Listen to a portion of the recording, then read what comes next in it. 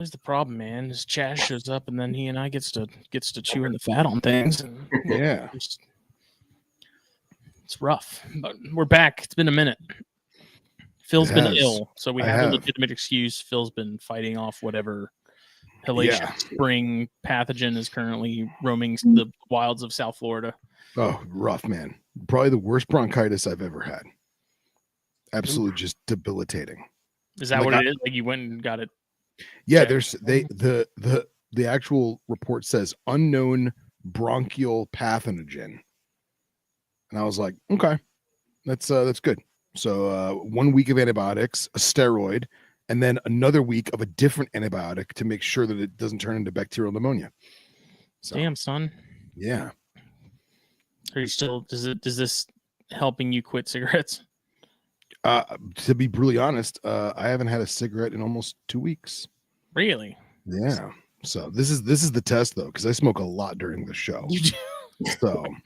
So this is the test. But tonight we are rolling out Espinosa Sumatra. Oh, look at that. With the violet wrapper. I was just talking to one of my buddies at a cigar event on Friday about how I wish Raj would start carrying Espinosa because they do make good stuff. Yes, they do. I love this wrapper too. With that Murcielago that's a good smoke. Yes, sir. And yourself, Smitty, what's new with you? What's going on with you? Well, before I reveal this unicorn of a cigar, I say that sarcastically. This show is brought to you, as always, by blackboxcages.com, Facebook, Instagram. Check them out, shop around, whether it's cages, racks, of all shapes and sizes to accommodate just about anything you could need accommodating. Check them out. Use the code THN25 at checkout. Get a little something off. Save even more. Choose the pickup option at shipping. And grab your stuff. Save the stress of shipping and FedEx and UPS or whoever may be delivering to your area, and grab it yourself. No one can carry your packages better than you. You know? So when you're done doing that, go over to fullviceapparel.com. Get yourself some shirts and some other stuff, mugs, hats. Chaz has that new Rhine Fish shirt. And use the code THN at checkout there. Get 15% off your order. That is the exclusive promo code for THN listeners and viewers like you. And then last but not least, cold-blooded caffeine. The Snakes and Stogies blend is available. It might, not that it might change your life. It will change your life. Oh, it will. Is Mexico and Rwanda together. Just interweaved. Whether you want ground for cold brew or pour over or espresso, Trey and McKendrick can make it happen. Whole bean, even if you prefer to have them whole and then grind your own at will, that's an option as well. Use the code SMOKE, get a little something off. We get a little something from that. You get awesome coffee. Trey and McKendrick get awesome business. They donate a bit of each from each bag towards the Rainforest Alliance. So you're helping, what, threefold, fourfold, threefold, fourfold if you count yourself, and getting the great coffee. So, but we are back. This is episode 233 of Snakes and Stogies. Jack Elvis is Chazzercise. Chazzercise, yeah. Ready to Chazzercise. I am smoking my father, Le Flor de las Antillas. Nice. Another good band. This was my go-to. It's got a titty on it. Because I'm 5, 10, 6, whatever. That adds a couple good points to it. This was my go-to for a very, very, very long time. And I was in the shop and I was like, you know what? I haven't had one of these in a minute. I'm going to grab one. If you're ever looking for a good, like solid up and down medium, nothing super crazy, not super light, not overwhelming. This was Cigar of the Year like 13 years ago. And my father makes good cigars. So whether it's this one or some of the other ones they carry, you won't be disappointed. The only one that I'm not a fan of is the La Gran Oferta, which for some reason was really popular when it came out, at least here at the shop. But I was not a fan. I tried it multiple times like I do with a lot of stuff, and I just couldn't get on board with it. So This is up there though as one of their best, one of their tried and true. It usually comes in a couple different sizes. There's a 660, there's a Robusto, a Toro. I think they do a Lancero, but it's more limited. But check it out. It's good. It's good.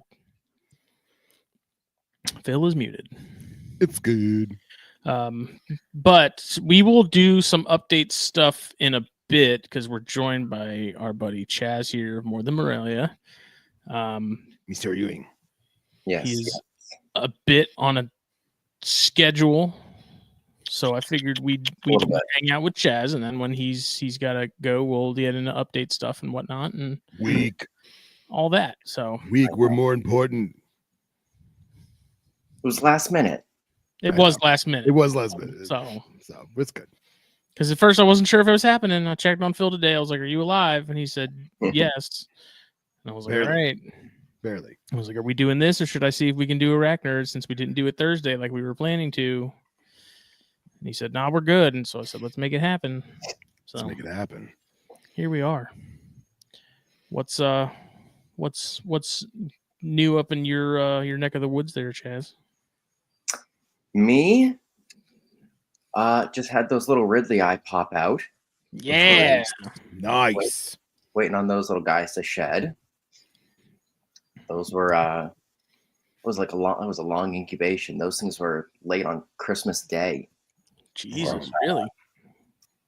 Yeah, if it was like, I don't know,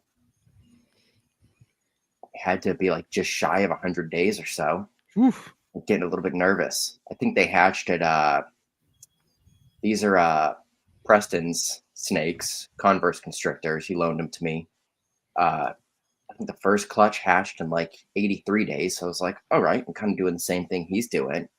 And they dimpled at like day 86, 87, and then like didn't do anything. And I was like, for like a couple days, and I was like, wow.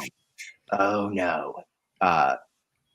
And then the three, because I was away for Christmas, so I wasn't going to try to separate the eggs. They were laid while I was gone. So I had set that for a little bit, and I was like, man, I'm just going to leave them together.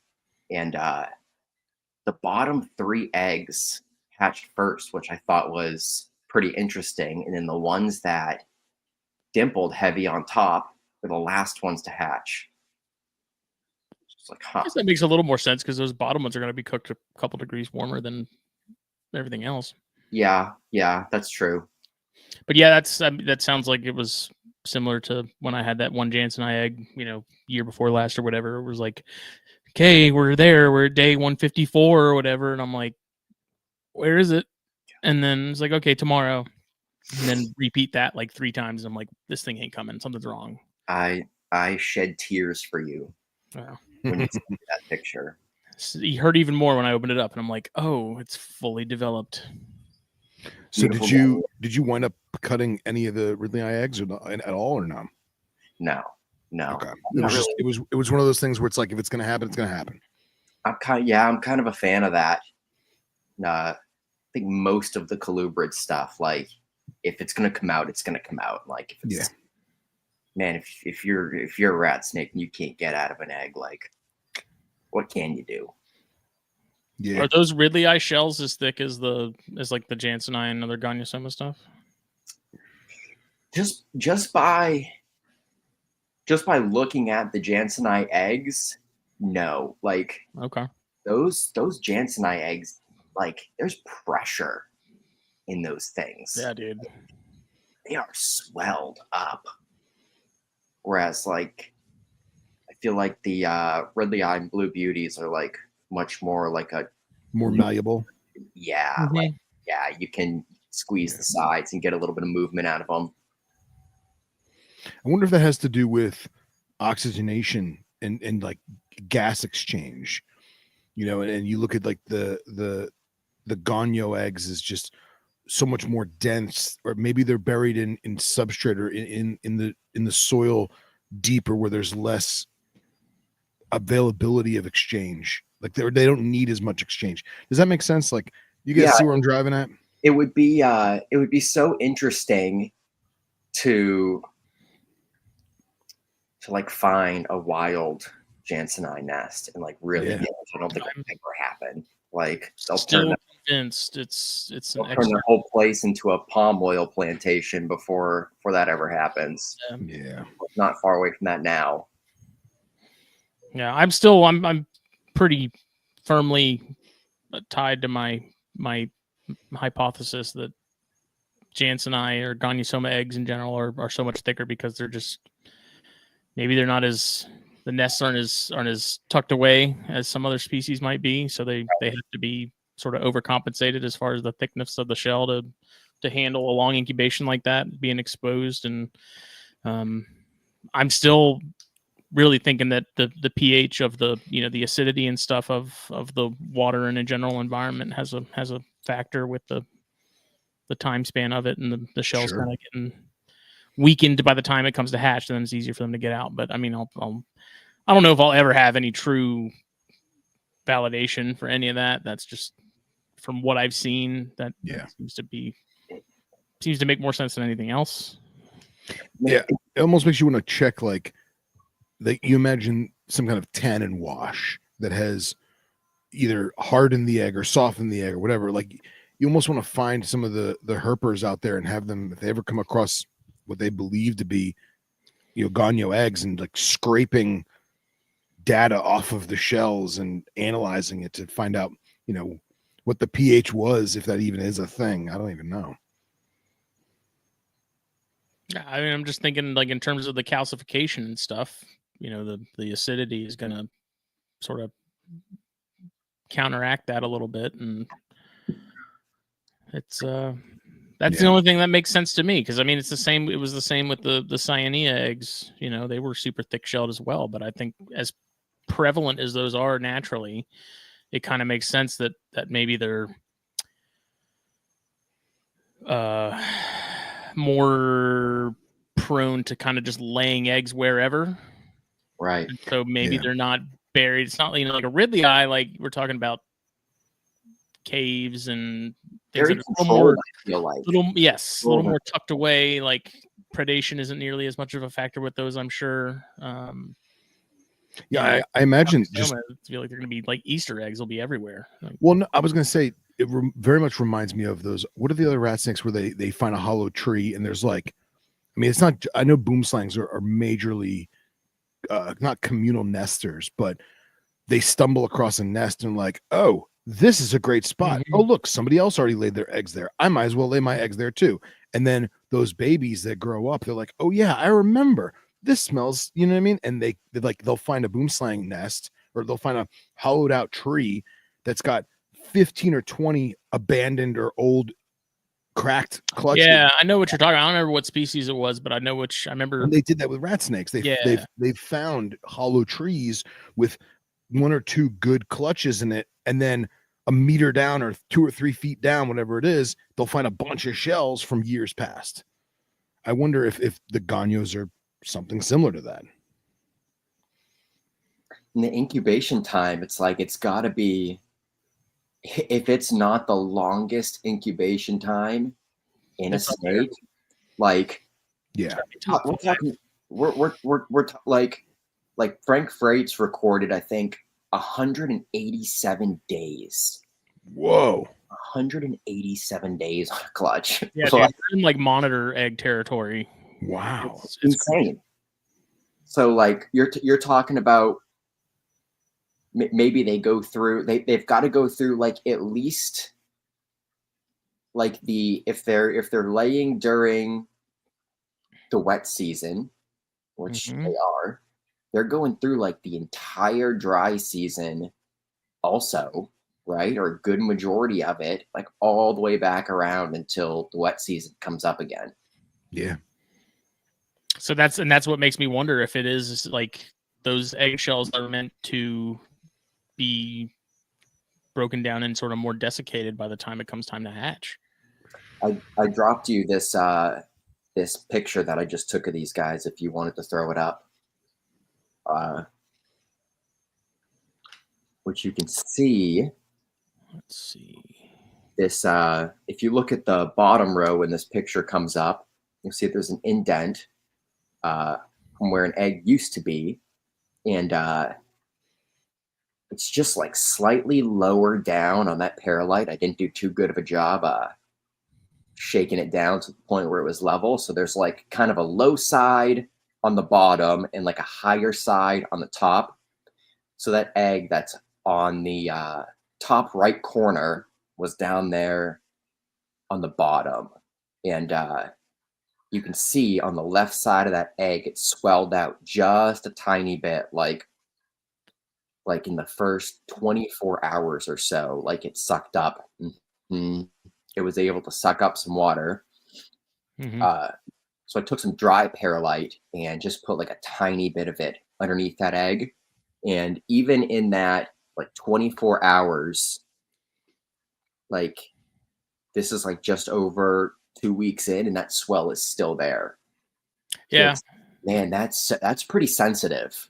It's weird because as thick as that shell is, you would think it would be the opposite, to where they'd be kind of a pain to keep hydrated. Yeah. And I agree. Like in my experience, it is the complete opposite. Like those eggs, when it comes to water, they sponge it up and it gets gnarly. And you think that is just because in the wild they're not getting it for so long that they need to soak up as much as they can in the time that they can? It could be. I mean, I haven't really thought about that until Chaz just mentioned it, but it makes sense if that is the, if that's the timeline we're talking about, then yeah, then they're kind of meant to go the distance because they don't have a choice. I definitely, you see a little bit of spag in there, and that was definitely a royal mistake, putting any sort of spag in with those eggs. I should have just sent it straight perlite.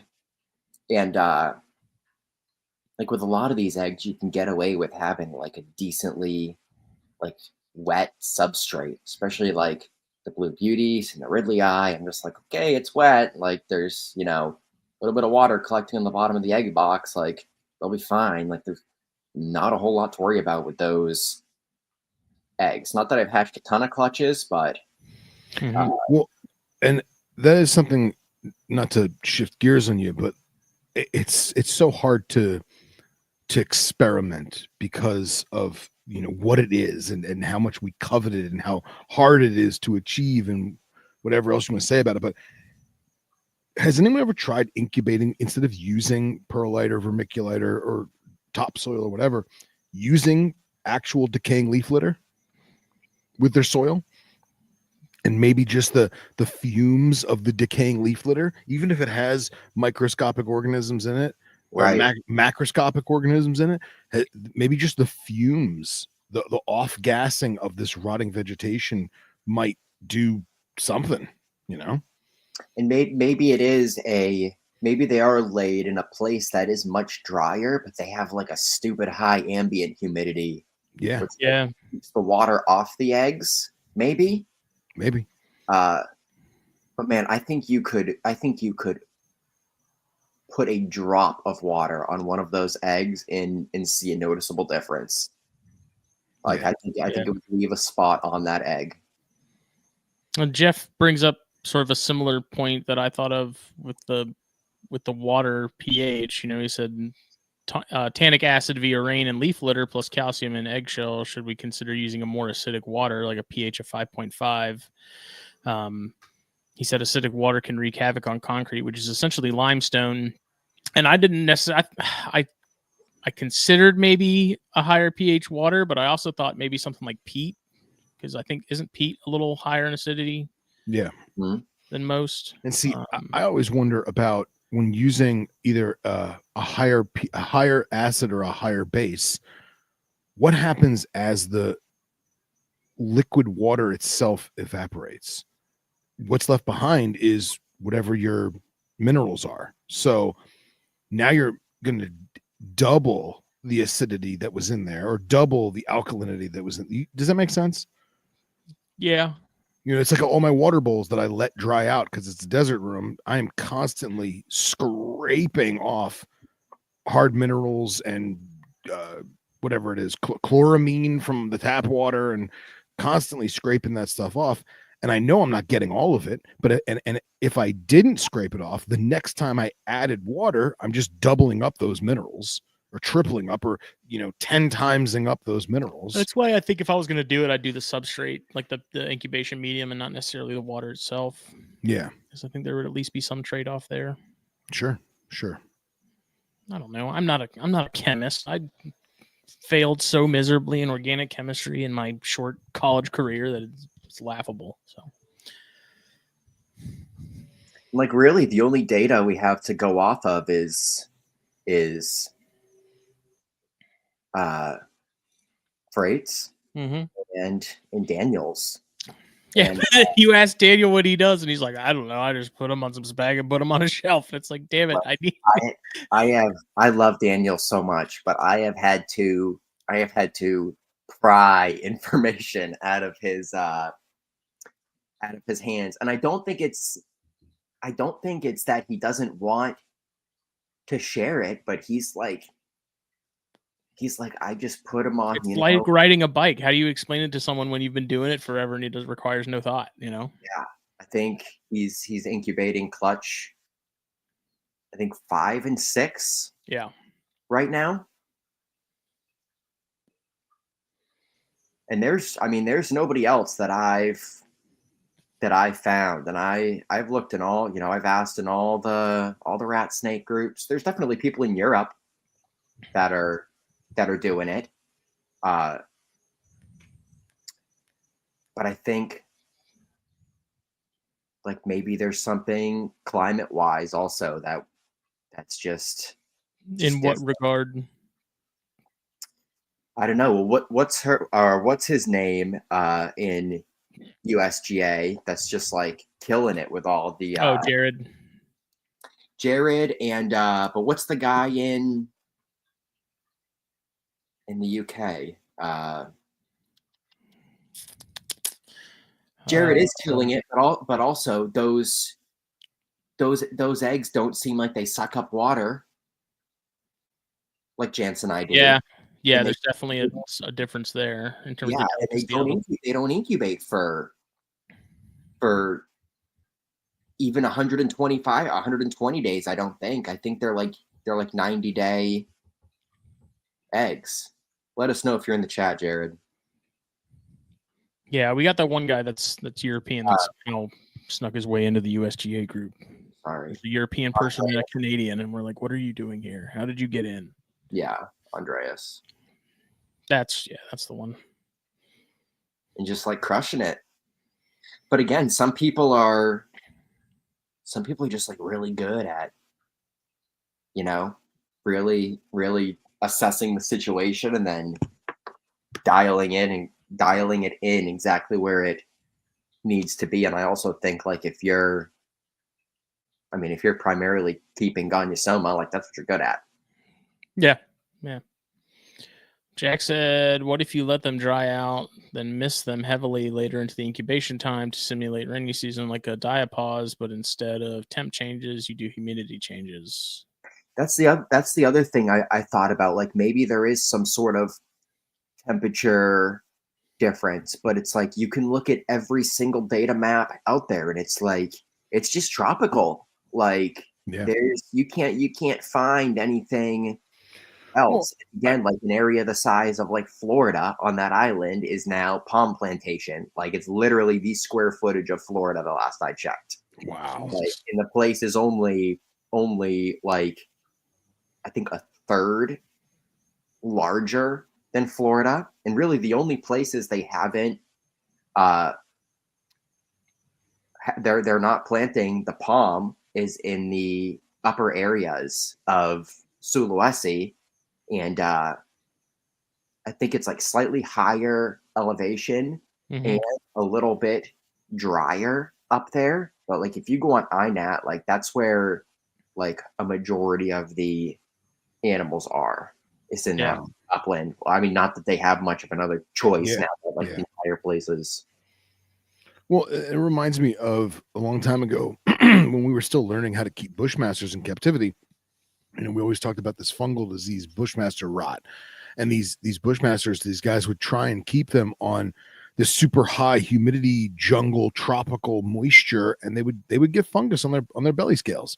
Well, we learned that babies you could keep babies in tubs or plastic shoe boxes or however you want to phrase it. But what you did was you kept them on like cocoa husk or whatever, but bone dry.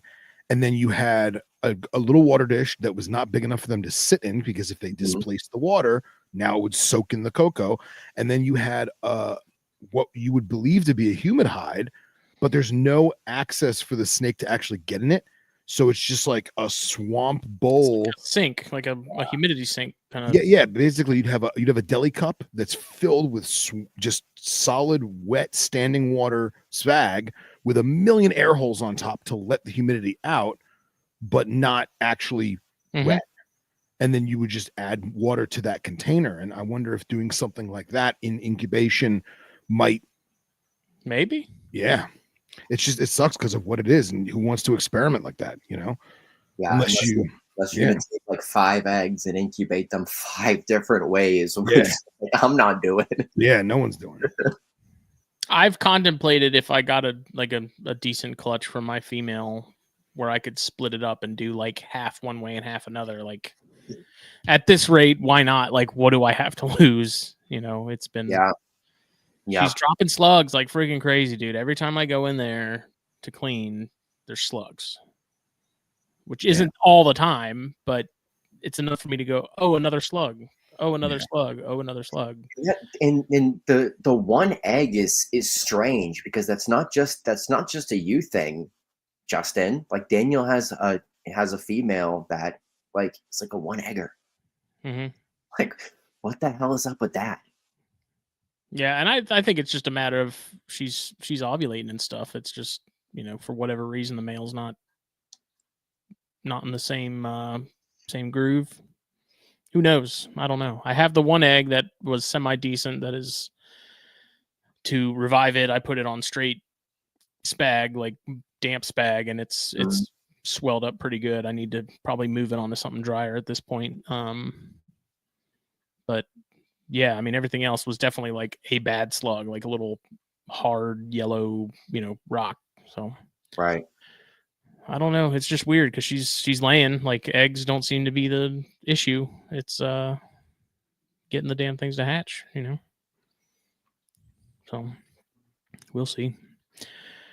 I mean, last year was also my plan of really hitting them hard and making more of an effort, and that didn't happen just because of fulvius stuff and whatnot. So I say this year, but who knows if that'll happen either. We'll see. Got rhinos together though. Nice. You got rhino eggs yet? Me? No. They're locking though. That one female that I had sent you pictures of a couple weeks back is still pretty thick, but I don't think I've seen ovulation yet because that male's still breeding her like crazy. That's weird. Right? That's the same female last year that we were like, oh man, she's totally gonna pop, and then nothing happened, right? Nothing. That's so weird. And this is her sister. So I'm like, what the heck? Just giving me problems. Yeah, I got that second pair together, and that went surprisingly well. That was the one that I was nervous about because that male has so much more size on that female, but they've been doing great. I've had them cohab full time for the last, I don't know, month, and no issues. They've been cuddled up under the hide a lot the last 2 weeks or so. So nice. I think that's a good sign. But yeah, it wasn't nearly as chaotic as I was thinking it was going to be. So I'll take it. I ended up, I forget who I was talking to my girlfriend Sparrow or something. And I'm like, man, these rhinos aren't doing anything. I have quite a few of these things for them to not be doing anything. And I had the males separated because I had fed the day before, and I sprayed them down and put the males in. And like 10 minutes later, I walked by and he was locked up. I was like, oh, that's good. And like the day after that, the next pair was locked up. And like a couple days after that, third pair was locked up. I was like, okay. Gonna be covered in them. We'll see. We'll see. An army, the fleet. The world needs more rhinos. They do. I've still got one baby from last year that's still taking its sweet time, even having any interest in pinkies. So Really, yeah, I've got a pair still. So I have the female that had the worm thing because I figured probably going to be holding on to her because I don't, unless somebody wants a rhino with a previous worm issue. Figured that she was just going to end up staying with me, which she eats great. She was the first one to switch over, like rock solid as far as food goes. That other one, that male is, I don't know what his deal is, but have you done any tease feeding in the water dish with a pinky? You know that technique? Yeah, a little bit. I think they know pretty quick that it's not fish. Yeah. I think there's sort of like almost like a micro vibrations type thing that fish give that I put a pinky in there, and there's a couple that maybe they'll take a swing at it at first and then they'll realize how big it is and how it's not a fish, and then they'll drop it and move on. And I found that sort of once they start running, they're just done for. Leave them and come back to them in a half hour or whatever, and maybe they'll take. But for the most part, if they start running, I'm like, okay, next week. Yeah. We're coming back. So I will say, as far as the nematode, that's what it was. I'm still not sure. I think Jeff Frederick may have even sent me some, either him and or Doc Wyman sent me some pictures, and it's some sort of roundworm, I believe. But that sucker was gnarly, man. I had one come in from the UK that I had for a couple weeks, and it ended up having one come out of its side. And I did like a very similar thing that you did, is just kind of eased it out very slowly, little pair of tweezers, and that thing did fine. I mean that a tiny bit of panicure, like a tiny bit, and wasn't an issue after that. Yeah, that animal's been fine ever since. I haven't had any issues. Still eats, like never missed a beat on food. I excised the one, and then I was like, okay, I think there was another one. I don't know for sure yet, but I was like, I'm not even going to worry about that one right now. We're going to let it heal up, do its thing, and then maybe we'll come back and investigate this possible second one that's hanging out. So it whatever. It's the main one's taken out and gone, and the animal is otherwise completely healthy. So I'm not really too stressed about it. Like I said, it's one of those things where it's like I'm happy to hold on to her if someone says, hey, I'm looking for a rhino just to have as a pet. And I'm like, if you're okay with this, then, right. She's a great animal for it. But, not too many people are keen on that. And it's not something I'm really advertising. So, and Jeff brings up a good point too. The lateral line on a fish gives off the slightest of electrical current, and wonder if the rhinos can pick up on it somewhere. And that's where I wonder if that's where that horn, the appendage comes into play. Yeah, possibly, because they are freakishly good at catching fish too. Like when I first was feeding them fish, I was like, they're not catching these damn things. Like there's no way. And sure as shit, man, they are really, really good at it. Like really quick. Pretty impressive. It's very impressive, especially how quick they take them down too.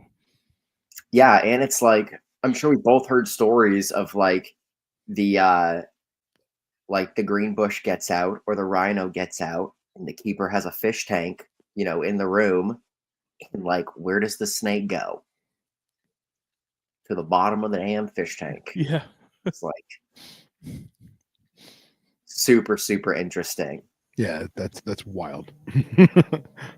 Have you thought about breeding your own fish too?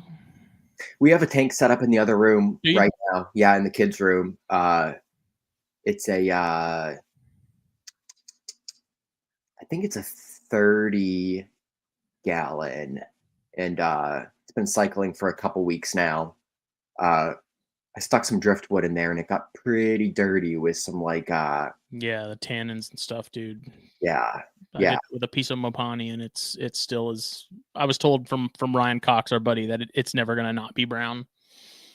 So I was like, whatever, it doesn't bother me. for what it's being used for, I really don't care. It's not meant to be super pretty. Like it's not a zoo display or anything. I like using spider wood.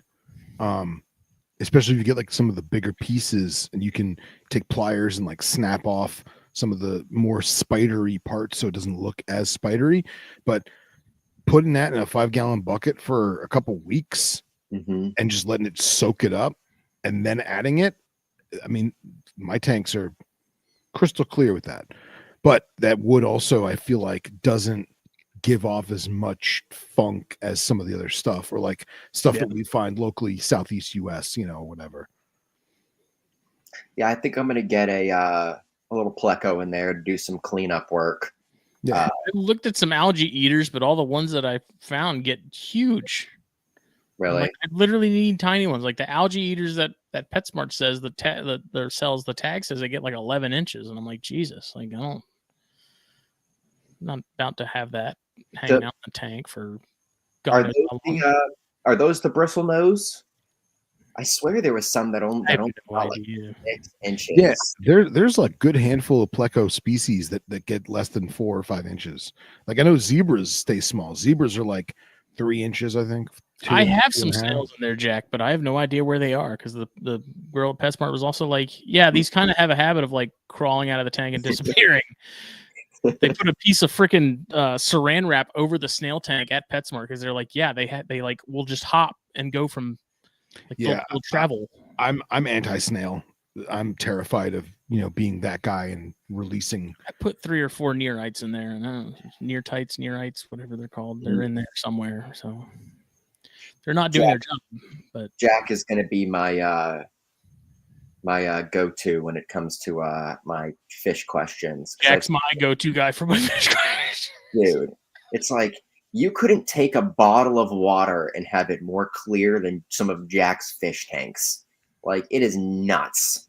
Like, the time that I went over there, it's like, it's unreal. He says it has to do with the live plants. It's like the key to keeping that water super clean. Even with the turtles and stuff, like I've kept aquatic turtles before, and it's gross. They are gross. They are messy. Yeah, the algae's taken over in this. I need to go through and clean it out somewhat. And Dustin Black's been a big help, but Jack's also been a big help. And I'm pretty sure I told both of them when I was getting this tank going, like, be prepared for a lot of really stupid questions because I don't know a damn thing about fish other than that they're in the water and they breathe water.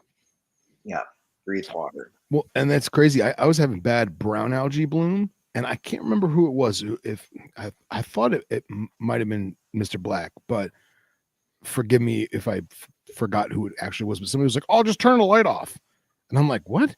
Like, yeah, turn the light off for like 3 or 4 days, and it just died and disappeared. And I was like, damn. Yeah, he told me that too, but I'm like, learn something new every day, man. The fish are probably going to think that it's like eternal darkness or something. I mean, they still have light. There's still windows, I don't know. I figure even if I have to just like get a larger group of mollies and put them in that tank and keep them in there for, a few weeks at a time and kind of, use what I need to out of those, it's probably still better than buying them straight from the, store and feeding them off. Yeah. And I mean, I told people in the post that I made about that whole situation with the worm, like out of all the fish I fed and all of the baby rhinos, I say all, it's not that many that I've produced. Like, this is the first time I've had that issue. So I'm not going to immediately say like, don't go and buy Rosies from PetSmart. They've all got parasites. All your stuff's going to get worms. Like, right. It's not the case. It was statistically over a long enough period of time, it's going to happen. I just, I'm a little more conscientious of it now, and I'm trying to get these guppies going, but it's just going to take time. Well, and then like Chaz was right, in my opinion, going with mollies or swordtails, I feel like it's just a better fish, man. And then at the same time, I know a lot of people that using them as feeder fish for predatory freshwater fish, they'll have their swordtail tank, and every 3 or 4 months they'll get adults from Petco, whatever. They'll have an established tank. they'll breed them. The minute they get fry, the fry gets scooped and put into a whole new tank with a whole new system. And then those adults, they just bring them back to Pet Supermarket or PetSmart or whatever. And they're like, oh, here, my kid doesn't want these anymore, whatever. They throw them back in Gen Pop. Then the tank that they were in gets gutted and they start a fresh one because they're swordtails and they don't care what the pH is or whatever, you know. Right. And meanwhile, the fry tank that's growing up, that's all fresh, untainted, ick-free, you know, whatever. And then they just keep doing it that way. And they have 2 or 3 tanks going for, what are they, 10 gallons, you know? I think Smitty might have even better luck getting them on with mollies or swordtails opposed to rosies. I know that getting baby rosies is way easier when you need feeders right then and there, opposed to hoping that you have the right size molly. That's why I was getting the guppies and stuff, because I feel like even an adult guppy, like if it's a baby rhino with a little bit of size on it, it can take like a female guppy without any problems. From what I've seen with mollies, they seem just like an adult molly for a fresh baby that I'm trying to get converted over. That's a pretty tall order.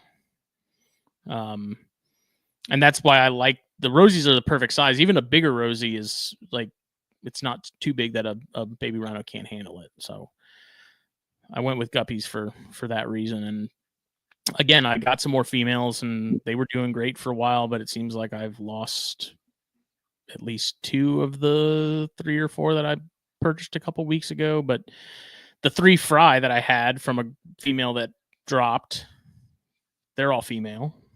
So I got lucky and I have 1 male and 3 females currently. Nice. They're just taking some time to get up to size and maturity, I guess, to start popping out some more. So we got time though.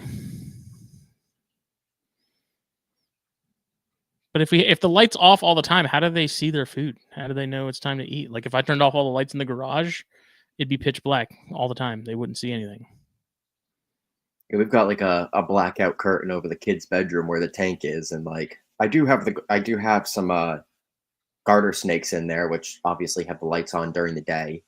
But it's still just like 2 small bulbs in this room. Pretty dark in there. Yeah, I had a pothos in there too. That was just like I had part of it or like half of it hanging out of the top of the tank, and it got to the point where I just put the whole thing in there, and it's pretty much an aquatic plant at this point, and that thing is loving life. I don't think I've ever had a pothos this happy in my life. Like that thing is just fully in the tank, underwater, submerged, and it does not care what one damn bit. That's wild. It's awesome. I've got one in there too that's doing pretty good, and it's like compared to all the other pothos I have, this thing is growing. Yeah, like he is living life too. I've got another one of those silver leaf ones. I need to probably have it in my isometris container at the moment. I think I'm going to pull that and put it in there to hopefully make it start growing, because I love the look of those silver leaves. I just, for whatever reason, those just don't seem to grow as well as regular pothos do, and just some standard like dirt in a pot, because I've had one trying to grow in the male persimmon cage for however many years I've had those, and it's just been struggling from the jump. Interesting. I don't even know that, I feel like I have to have like quite a few mollies in that tank to be able to keep up. I think that's going to be fairly difficult. I've definitely thought about reaching out to some folks that do frogs locally and seeing if I can, snag tadpoles. Tadpoles, dude, yeah. That's still my backup plan. If these fish just continue to not do what they're supposed to, is like they're gonna go, and I'm just gonna get I'll get a small tank of the Tatus or something again. Right. It's like I'll do it. Much less concerned about worms in those than I am the rosies. And it's not even like realistic to produce your own rosies. I think that things take 2 damn years to reach adulthood or something. Yeah, I looked into it at one point and I was like, this is way more complex than it needs to be for something compared to guppies. Yeah, you got to breed them in like the millions. This is so much more involved. This is ridiculous. Mm-hmm. Wild. And then your tadpoles are mostly herbivores, right? Mm-hmm. Yeah, so you really don't even worry about any kind of pathogens or anything with them. Yeah, no, there's a couple species where you'll have maybe some potential cannibalism with the tadpoles and stuff, but as far as like your phyllobates stuff and your sort of your stock standard dendrobates that's popular in the hobby, like I think it's mostly the Uophaga stuff that's much more concerning in that aspect. But like your Santa Isabels and your stuff that's going to reproduce like crazy, like I'm not worried about that at all. I've had 32 quart tubs of water with the Vittatus tadpoles in it, and I've had them in there by the freaking dozens, and they do fine. Doesn't matter what size, if it's big or little, they all do great. So yeah, and see, you went to dart frogs in your brain. I was going at like leopard frogs. Oh yeah, no, I'm going You dart. know what I mean? Yeah, or like reed frogs, spring peepers, or something. Man, I was even thinking about like some like milk frogs or something that would be like really interesting and cool to keep, because like those things, like when they lay some eggs, they're hot. Amazonian milks are the coolest. I wonder if there would be like if they would take like I don't even know if you could do like a frozen thawed tadpole, or if the thing would just like disintegrate on No, I've heard of people making tadpole cubes. Yeah. Basically, yeah. It's marginally inhumane. They basically put a tadpole in an ice cube tray and just throw it in the freezer. Right. And then when they needed a tadpole for scenting of amphibian for a snake, they just thawed the pinky out with the tadpole ice cube, and it worked. But see, the issue with that's a lot of work compared rhinos, to like just getting a frog leg. Yeah, the issue with baby rhinos is like that movement is really necessary to get them eating in the first place. Like it's really got to grab their attention. Because I've tried the whole like floating the pinky in the water bowl with 2 or 3 rosies, and it somehow mistakes the pinky. That has not worked for me for the most part. Really? I don't even bother with it anymore. And that's why I'm like, you're going to get fish for the first 6 months, and I'm going to offer you pinkies. You either take them or you don't. If you don't, cool, we'll try again next week. Fish are cheap. Like, yeah. I don't want to play the game. Like once they start taking, like if I get a baby that takes a pinky, I'm feeling pretty good at that point that we're probably in the clear, because I don't think I've had a baby yet that took a pinky and then refused pinkies after that and went back to fish. Like it was almost always, once that switch flipped, we're good. Like it's just, you just got to wait until they get to that point to where they're, whatever it is. I don't know if it's because they hit a certain size or if there's some sort of biological need for them to have something with a little more like density or sustenance to it, like a pinky compared to a fish. But they do at like the 6 month mark is where I've noticed, like that's when they typically will start taking on their own without even having to really sell it, like tong feed, right? He's right off the rip, like no problem. It's just a matter of like the first clutch. It was, oh my God, I got to get him like chondros. Like I got to get him on pinkies as soon as possible. I got to get him growing. And then after several weeks of throwing away a lot of pinkies because they weren't eating them, I was like, okay, clearly this is what they want. They just want fish. Like we'll do that and we'll see how long it takes. Maybe they'll start switching on their own, and lo and behold, that's what they do. So yeah, the whole floating the pinky thing, like I said, I tried it and did not have good results with it. I may have had 1 or 2 babies that ate everything in the bowl, which 2 rosies and a pinky is a massive amount of food for a baby rhino. Yeah, little sausage after that, dude. Yeah, and so I was like, I'm not a fan of that. I'd rather them have 2 rosies and just feed them again, in 4 days or whatever, than try and get a pinky in them and rosies just in the hopes that they take the pinky. Yeah, those pictures of like a big old anaconda with a full stomach floating down the river. That's the rhino in the water bowl when they eat 3 things like that. Well, even a small pinky, like not necessarily a day old, but like something that's several days old, that's still that's a fairly big meal for a baby rhino. Like when they come out of the egg, man, they're worms, dude. They're little. And there's even been a couple times where fresh babies, I'm like, okay, you're going to get rosies. Then I'm like, oh, that's a really big one. Yeah, it's like you go to get it from the store and it's like, these rosies are 2 times too big. Well, fortunately, if I go to PetSmart and I'm like, hey, I always feel bad because I only need usually less than like 10. And I think they're used to people coming in and saying, I need 50. So that I'm like, I need you to stop what you're doing and spend more time than what it's literally worth for you to pull out these 5 fish for me. Dude, they've got a sign at all the stores around me. They're like, don't even ask. Like, Really? they're like, you're not custom picking out 25 Oh, cents. yeah. That, hell no. You're not. I go to we have a shop, Aquarium Outfitters, that's like a higher end, fish shop, and I'm like, listen, this is what I need. And those guys, I haven't explained it to them yet because they haven't really asked. But I think, like I said, Jake said when he worked at PetSmart, he's like, dude, we're so used to people coming in there and wanting like 30 of them, 40 of them, tons. And I come in, and I'm like, I went in the other day and I was like, I literally need 2 because I have this one baby. And I felt so bad. The kid was kind of like, "Are you gotta be fucking kidding me?" But like before, when I was like, I needed like 10, freaking, they'd give me like 15, and I'm like, now I've got a bunch of extra rosies I can't do anything with because they're not going to survive for the next 4 or 5 days until I feed again. Like, right. So I always felt bad because they just end up rolling and dying for no damn reason. So I had like a vase with some pothos in it that we like had for a little bit, and I would just kind of scoop them out of the fish bag and dunk them in there, and they would last a week or so. I mean, I would put them in with the guppies, but then I'm worried that I'm going to get worms in the guppies. Like, can't really, right? So. You can't win with these things. And I didn't want to be the guy that's like, I need 10 and only 10. Like, I don't need 11. I don't need 9. I need 10. Like, whatever. They're busy. There's usually a freaking ton of people at my PetSmart standing there waiting to get crickets or fish. Right. So I'm like, whatever you give me, man. Like, here's what I need. If you give me 20, like, it is what it is. It just sucks. So those pictures that are really starting to come up of wild rhinos, I am like big time stoked to see those, because before you go on INAT, there's like roadkill ones, and there's like 4 roadkill, and then there's one like adult swimming across a lake.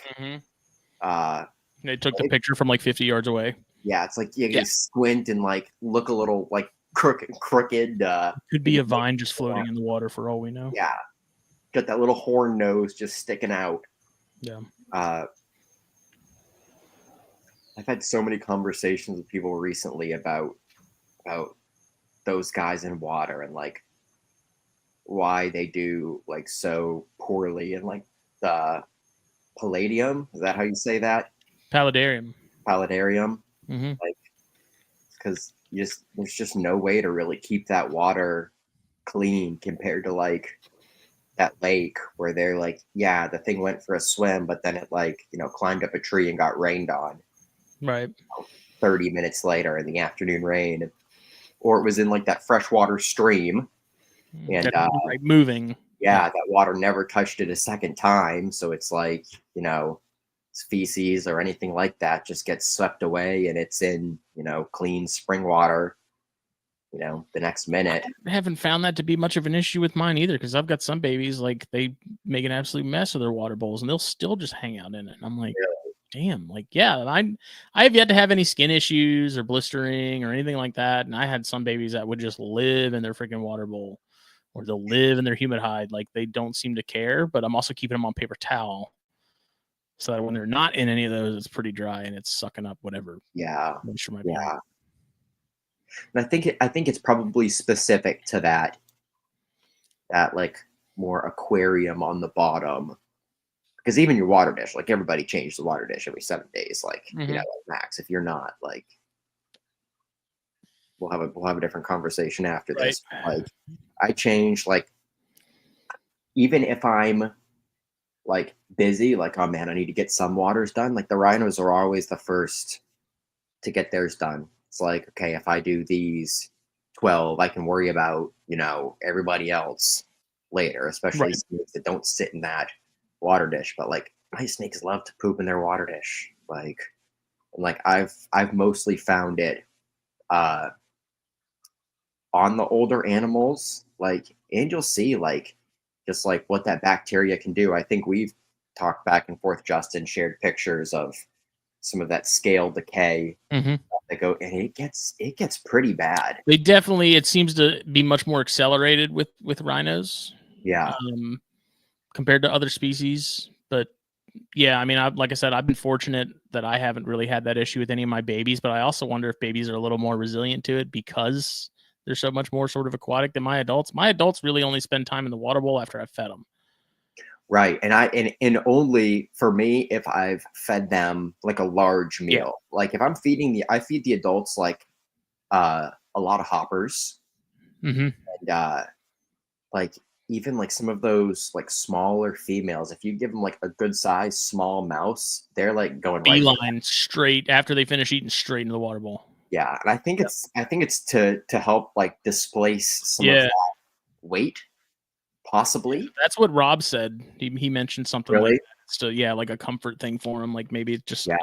to help him sort of lighten the load, so to speak. But But then again, you know, if they're hunting, you know, stream side or something like that, and I'm sure they're eating, you know, frogs and Mhm. fish, and I can't imagine that there's many small rodents that like a rhino is going to catch. Like I just can't picture it. for Like, sure. Yeah. small rodents are fast. Anybody that's gone, you know, flipping tin, something like that, you see those little rodents under there, unless it's like, you know, still in its fuzzy stage, you know, can't really move around a whole ton yet. Like rodents got to be quick, Mm-hmm. otherwise they're deader. Especially if they're like out in the open, where I would think like a like older rhino is hunting. Plus, I think in like I think they're nest raiding. yeah, I yeah, get the baby feeling that they're birds. big time nest raiders because I think they'll having seen them go to town on a like a pile of pinkies or something. Because sometimes Mhm. I'll give my adults 7 fuzzies or something. Nothing Right. just give them a ton of small meals. They'll just go ham on them, man. Uh-huh. And I think it's also sort of similar to chondros in that there's like an ontogenetic shift in terms of like habitat and prey preference as they get older. They're moving. They're not as tied to streams and things like that, and they're a little more in tune with more of an arboreal sort of lifestyle and probably going more for like bird nests and whatever they can easily get their hands on. But I definitely I it would not surprise me one bit if they did studies on them and found that like the way we feed them in captivity in terms of like a lot of smaller meals is pretty much exactly how they're doing it naturally. And that shift would make sense too, especially if you're talking about like a brown snake like up against like brown gravel, Mm-hmm. like, you know, the side of a stream or something like that. Yep. And I could just see that rhino just like slipping down between two rocks or something, and Mhm. that thing it's gone. But like a green vine that's like down in the stream, you know, like a gray or brown rock bottom is going to stand out quite a bit. I feel like even if it was underwater with like just its head sticking out, like sure it could look like a vine, but I'm not But it's sure. a little more it's a little more conspicuous than a brown worm, Right, Yeah. opposed to being up in foliage. Yeah. And I'm sure there's always going to be some sort of relationship to living near water even as adults, Right. but I definitely think that as they're coloring and they're aging, that shift is going to go from like down here to start moving up and out, away from that a little bit. And I have a picture of that. I haven't tried eggs with mine yet, Jack. I'm curious though. I should get some quail eggs and see if they take them. I gave mine some quail eggs too, and they had absolutely no interest. Really? I had gotten a bunch from Sky when he was doing the quail thing, and they were unwashed. You know, he just picked them up and sent them home with me, and I put them right in the cages. Nothing. They didn't want anything to do with them. Because I found the same with frog legs. Have you Dude, offered frog legs to yours? Because I offered frog legs and mine were like, what the hell is this? Like they wanted I nothing. really had to tease them, and then they were Really? like, you know, you get a snake, you get a rhino excited, and it's like, oh, I got it in my mouth, and then it just sucked it down. But Like, I think if I had rodents in the room and like they knew that, and then I offered them a frog leg, like they'd probably take it because they'd be that's like, what I did. food. Yeah, but now Like, yeah, are they going after the frog leg because you entice them and they're like, oh look, a moving frog leg, or is it just movement and it's edible? No, because I've held it you right open up to them and they've smelled it directly and they just kind of look at it and then they move on. They're like, whatever, this isn't. Yeah, I've tried to feed them the frog legs solo. It's just like a secondary meal in the week or something where I didn't have a whole bowl of mice thawed out. And like if I thaw mice in the kitchen, like every single snake in this room is like they know this through. And all the rhinos got their faces pressed up against the glass out there. And like if you open that cage, like they're coming for a finger. Like they know food is coming that they're familiar with. But those frog legs, like the blue beauties, they love the frog's legs. Like they were no issue. The Ridley eye will eat frog legs. Dude, my chondros go nuts for frog legs. Really? Yes. Huh. I have not had a chondro refuse frog. I wanted to but I was like, when I got them, I was like, surely the rhinos will go nuts on these because it's a frog. Like, yeah. But again, I haven't tried it with any of the babies. I actually should do that this year, depending on if I get eggs or not. But I wonder if that's an age thing too, where like maybe as younger animals, they'll be more open to eating frogs than as adults. Because I've only offered it to older animals, and maybe they just get to this point to where they're like, I'm not like, that's not what I'm interested in. Like, that's not the niche I'm now hunting for and sort of in. Yeah, I'm no longer wading through the grass on the edge of the pond. Now I'm actively pursuing larger prey. I need to make this my computer background. Yeah, this picture's so sick. I just sent oh man, that's awesome. And it's like, if that rhino tucks down underneath that foliage, you are never finding it. Yeah, dude, it's a rough green snake with a freaking horn. Gone. Yeah, that's awesome. Is that over water or near water at all? This, the guy that took these pictures, I think I've talked to him over Messenger before, and if it's who I'm thinking of, the way like Instagram is translating the conversation is like too broken to understand it like super well. So I've because he has pictures from I think Borneo, Philippines of red-tailed green rats, and like I was like, oh, like what kind of parameters are you seeing, this, that, and it came back like too jumbled up to like super understand like what was really going on. We need to get Hen Dog on the case. Yeah. I also, what I've been doing is when I get individuals that I'm speaking to specifically on Instagram, I'll go to their homepage of their account, and I'll go into the top corner and it'll say like account based out of blah, blah, blah. Right. So like you'd be surprised how many Southeast Asian people, if you translate it in French, their translation comes back way better, or what have you. So knowing what the country of origin is, I'm sure can be very helpful, despite the majority of these people nowadays speaking English. Right. That's what something that I just kind of related to that. I was just listening to Ari's NPR episode talking about Papua in this new area that he went to. And like everybody on the island speaks English. He met like one guy that like didn't, but like everybody speaks English. It's like I thought that was, pretty surprising.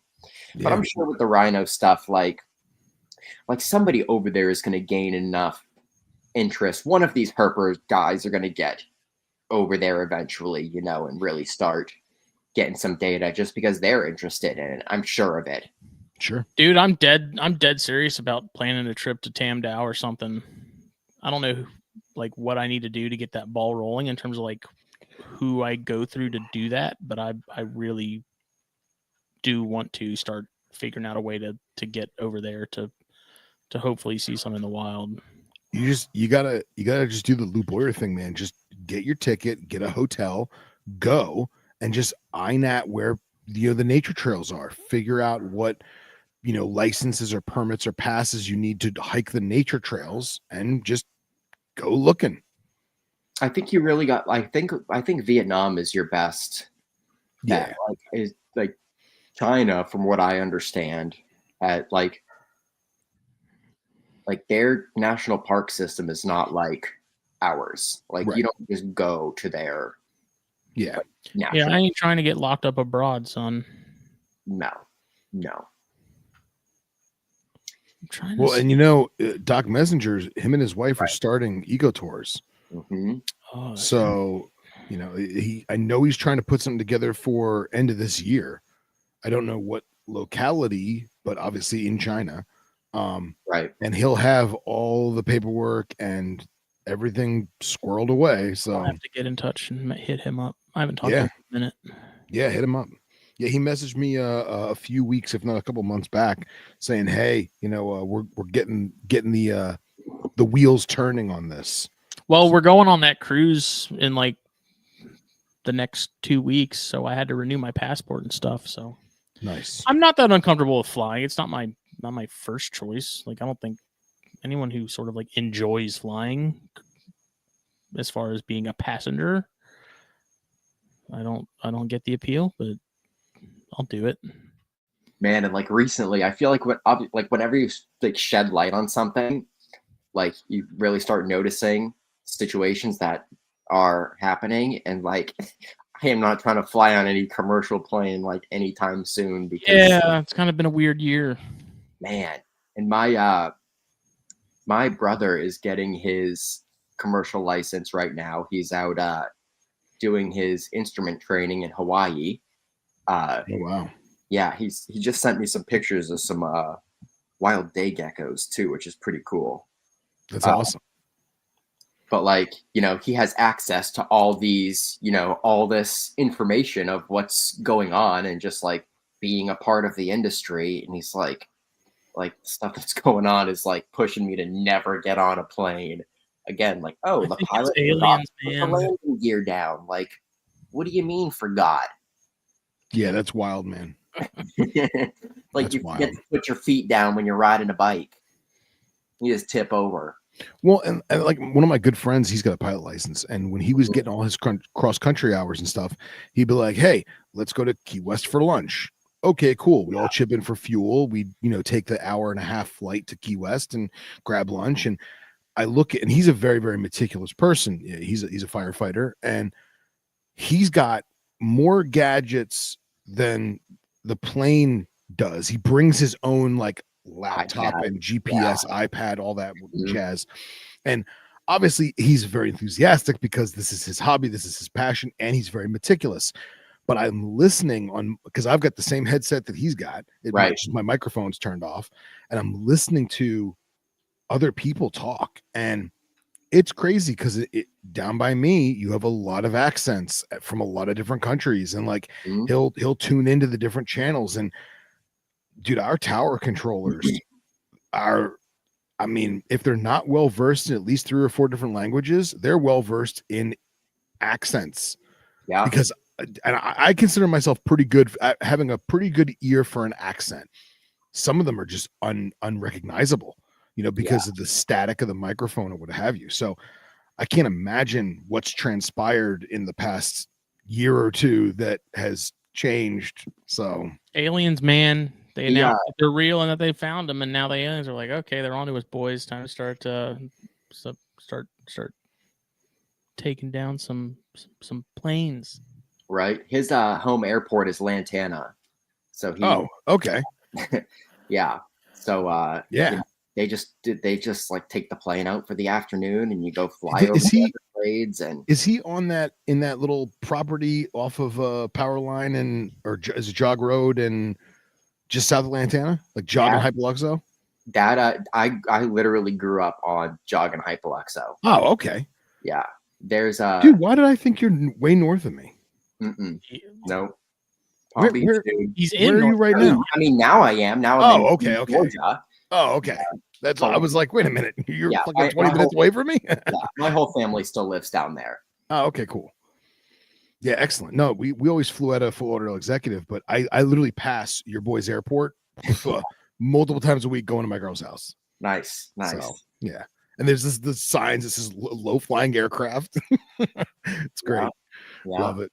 And dude, the amount of those little planes that like go down is like, and like but before he ever even thought about becoming a pilot, like I had flown in some small Cessnas before because I did like a little program that was like, do you want to be a pilot? And I was like, hell no, because like you could find like you could find like a 90s Civic that had better technology.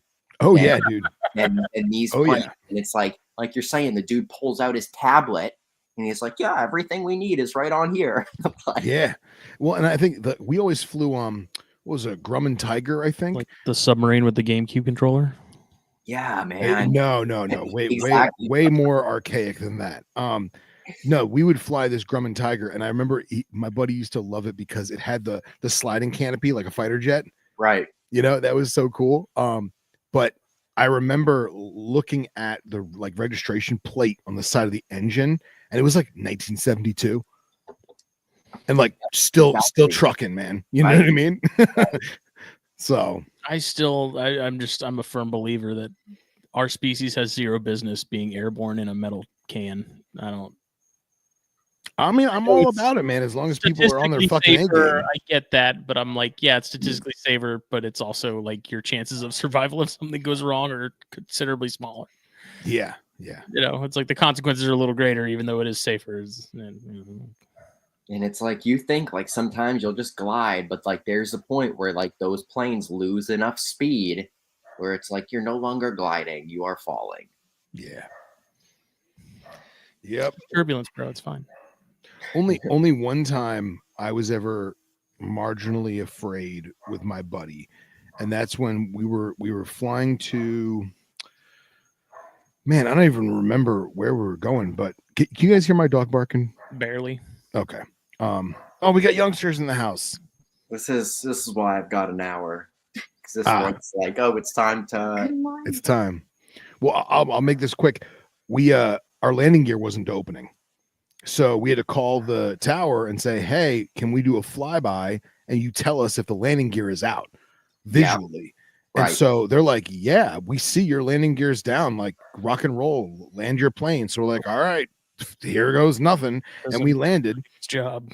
And we landed perfect. And we figured out that whoever was in the plane before us, we were flying at, 10, 11 in the morning. It was bright, sunny, whatever.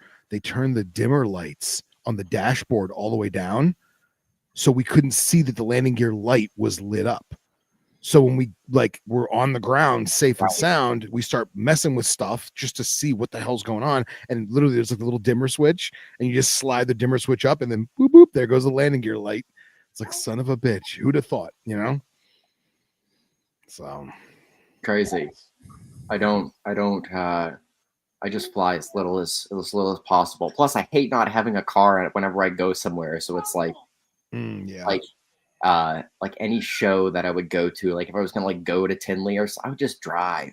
It's like I'd rather be in a car crash than a plane crash with 300 other people.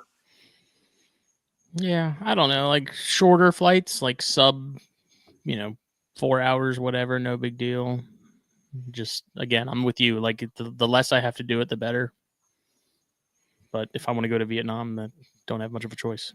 Yeah, you're probably gonna end up on some tiny little bush plane. That's way worse than any Cessna you could find in the States. I don't know, man. The bush plane with the speed tape is a little more comforting to me sometimes than the 737 that hasn't had maintenance since 1996. Right. I went to Honduras when I was like 13, and it was like just my sister and I, and it was like the first time I'd ever really been on a plane. And we flew out of Miami, so you leave on a really big plane, and then we got on a plane half the size, and then we were getting on the third plane, and it's like, all right, all 6 of you are getting on this plane to go to this next. Shrinking. Every plane you have to get on is getting smaller and smaller. Yeah. And I just get more nervous and more nervous when that happens. Everyone needs to go pee so we can keep the weight down. No kidding. Yeah, that's when they really start scrutinizing your luggage weight. They're like, oh no, this plane can't even carry that. We've got 2 more pairs of socks than we can afford to have on board. You need to drop I'm sure some of those eco tours will get worked out to where it's like it's so nailed down with the travel and anything and, Oh, and yeah. everything. It's like, oh, you're going to Vietnam. It's like this is you just follow the guide that they give you of what planes to book and where to go, and it'll be seamless. They're sending me to Vietnam. It's probably expensive. I mean, I know it's expensive. I'm It's sure a whole other country. some of those trips are between like I don't know $5, $6, $7,000. Oh, sure. If you're going to Vietnam, I feel like you need 14 days. Yeah, that's kind of like when the NPR guys go to Australia and stuff. Right. You spend almost a day or two of that just playing catch up mentally with the the jet lag and the time change and stuff. Like I'm sure it's not the case. I'm sure Rob Stone hops off the plane, he's just ready to go. It's gross. To me, I'm like, I can just see myself being a complete zombie. Like I'm going to be useless for at least a solid 24 hours. Like, right. I don't know. I haven't traveled abroad enough. The Bahamas doesn't count. So even going to Texas, I was like, no, man, it's not that bad. Coming back's always worse than going there. Well, I guess it depends on what direction you're on the planet, but yeah. Do they have White Monster in Vietnam? Because if they don't, then I'm sure they do. We're gonna have it. Then that little bush plane's gonna be really heavy when I have to lug 3 cases of that stuff with me. Like, this is non-negotiable. This comes with me, or we don't go at all. Yeah, they probably got something over there that has like actual drugs in it to keep you awake. It's like some supercharged caffeine from some rare plant they chew on. Black market shit. Yeah, Vietnamese cot. Scott said Valium. Okay. Oh, jeez. Oh boy. Well, I've got a little one hanging out by my feet right now, parading around, demanding. Yeah, I don't have a terrarium big enough or empty enough to secure it in, so I'm gonna have to go do some dad stuff. All right, man. Well, we'll make something full length happen at some point here soon. Yeah, for sure. Do like a long Chance and I talk once both of us have some. We need to pin Daniel down and see if we get him to do one. Dude, well, I think we can definitely get him on. Like I said, when it took a lot for like the last 3 years to get him to spill the beans with me more than like a couple sentences at a time, but I can get him to write a solid 5 sentences now. Nice progress. Yeah. He's good people though. I just think he's really busy. He's got a couple kids of his own and got a life. Well, yeah, I'll talk to you. I'm sure tomorrow we can plan something next month because I know we're talking about hitting some spots up. I think I'm gonna do what I can to make that happen. So I ended up posting in a local group like I was telling you earlier, and just kind of giving a little synopsis of what I was looking to do, and I have every mother of in the entire county telling me that there's a copperhead in her backyard that needs to come be removed now. I'm looking for more than one, and I'm not trying to pull one random copperhead off your doorstep. If you need help, but for sure. But you gotta do what they do down here. Is you charge $50 whether the snake's there or not. Yeah. I don't think we can say hey, we'll remove the copperhead, but you got to let us run around your property for half a day. There you go. Fair trade.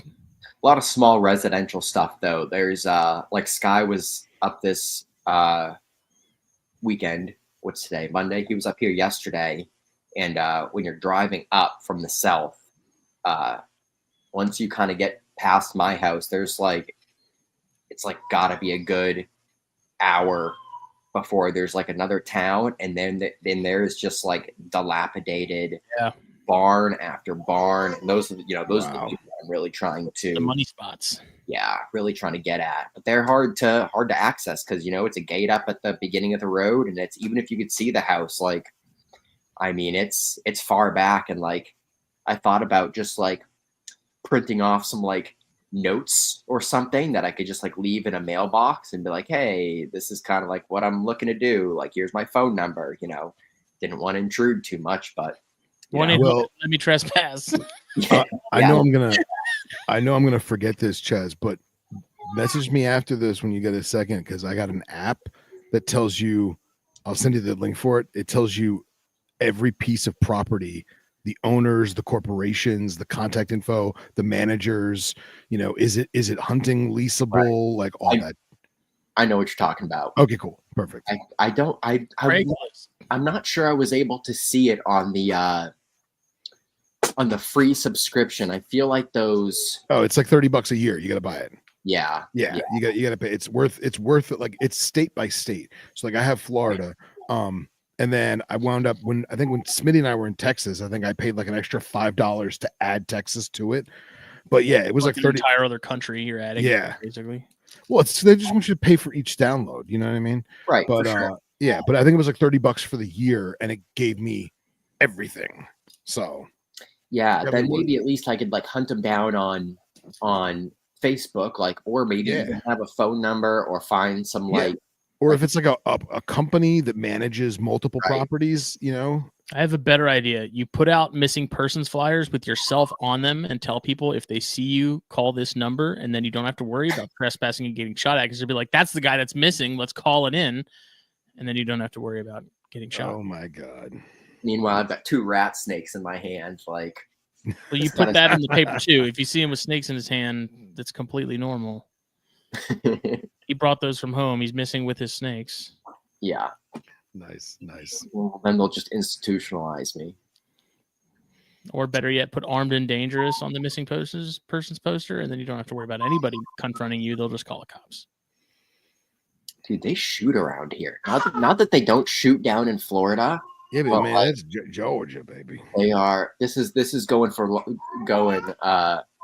longer than an hour. But I was just in that same Facebook group, and evidently up the street, some lady had this American flag in her front yard, like up on a pole that had been draped over her dead dad's casket, and she had it flying in the front yard, and somebody stole it. And there is like a full-on community manhunt. Jesus. Wow. Yeah, and these people are like, "Oh, if I find him, you ain't gonna be able to recognize him." Like, man, who does that though? They're ready to kill this guy. Yeah. Like, especially just south of me. Like they'll shoot at you in Atlanta too, and then like Athens is like fairly calm, but when you get out into the country, like you go into the gas station or something down there, and everybody's got a gun on them. Yeah. It's the American way. The American way. Yep. Well, thanks, buddy. Yeah, it's good chatting with you, bro. Thanks for inviting me on. We've never got a chance to talk, Phil. I know. I feel like it's just been miss after miss after miss, but I'm glad. We got to do it for more. With Jake. What's that? I usually get stuck with Jake. Yeah. Damn it. All right, man. We appreciate it. You. Thank you. Yeah. See you, bud. Bye. Bye. Philip. Yes, sir. Yes, sir. No, there we go. I fix it for you. What's new, buddy? Not too much, man. Not too much. I'm finally getting murdered by mosquitoes. They're back, so that's fun. My thermocell just died, and I'm absolutely miserable. But I'm here with you and all of our people, so that's good. The wrinkles are paired and canoodling. They've been canoodling for almost 2 weeks now, and I have not seen a lock, but they're also not killing each other. So they're literally just hanging out together. So we shall see. We shall see. It's a good sign. Yeah. And then actually the male rink, I took out his substrate and added red sand, and I'm probably gonna added some like fine shaved cypress and threw my big female puff in there, and she is loving life. So I think I might just keep the rinks together, like maybe even through summer. I don't know. We'll see how feeding goes, if they turn into assholes towards each other with feeding, then obviously I'll separate them. I have enough cages that I can play around. I mean, you really only have to separate them for a day or so, just until they go out, Yeah, exactly. So I might dabble with that, but I really love having the puff in this massive 3. It's a 3 by 2 by 2 vision. So, and it's just airy and looks good. So I got her in there. Nothing out of the water pythons, but what are you gonna do? Yeah. What are you gonna do? And that's about it, man. No news is good news. So status quo. I got spray foam. I'm gonna do it, man. I'm gonna fucking do it. I swear. Just gonna start. Just gonna fucking do it. I got black acrylic. I got black like aquarium sealer. I got black acrylic. What do you call it? In like the caulking gun tube. You know what I mean? Mm-hmm. And I went out and bought some different ochre colored paints. So it's arts and crafts time. I'm sick of procrastinating and I just need to just start doing it. So I want to do more of that stuff, man. I'm just it's so time consuming and that's not something I have a lot of. Well, and that's the thing is like all my buddies were telling me, and like even like Harry and Billy and some of the other guys telling me like, stop thinking you're going to do it in an afternoon. Like it's not. It's going to take days. It's going to take weeks. Yeah, but the problem is like I'll start on it just like with my books. I'll start on it and I'll hit it heavy, and then I'll stop for a day or so, and then I won't touch it again for 2 months. And you know what? If that's the case, then that's the case. I feel like this time though, I really need to get my ass in gear because I have animals that need to get upgraded, and I have the caging. It's just empty because I've been procrastinating the decor. Yeah. So I really need to shit or get off the pot, as they say. So yes, I was late on posting Scott's Flippin' Tin episode. It got uploaded this morning, today. So it is up. It was live on Thursday. And sometimes I'm like, yeah, I'll get it uploaded, and then I forget. And then the weekend comes, I'm like, oh shit, I still have to put that up. So that's what happened. So that's up. Go check that out. Excellent. I helped Ty. They were using something to record that wasn't StreamYard, and I said, you need to make the switch. Yeah, they do. They really do. They did, and apparently it was a much smoother ride for them this time. Excellent. So, excellent. Which I told her, I was like, I don't think they even have to get a paid plan. Like if they're only doing it once a month, I think they can do the free and not have to worry about shelling out the 50 bones a month or whatever it is. Yeah. Yeah. But I told Ty that if I'd be her free tech support whenever she needed for StreamYard stuff, and if I haven't figured it out by now, yeah, you got bigger fish to fry if you haven't figured out StreamYard by now. But yeah, all right, good stuff. I had a weekend. We're putting up a fence in the backyard. Right. The gnats are the worst they've ever been. I mean, unbelievably terrible. Really? Which I don't know if other places have sand gnats. We have sand gnats, and they're basically mosquitoes if you shrunk them down to be the size of like a fleck of black pepper. Yeah, like no-see-ums. They're terrible.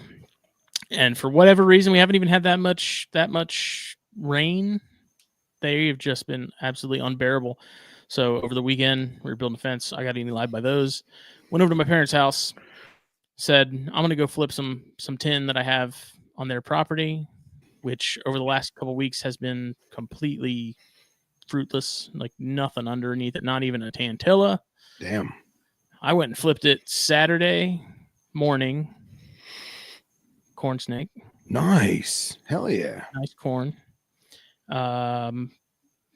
Took some pictures of her.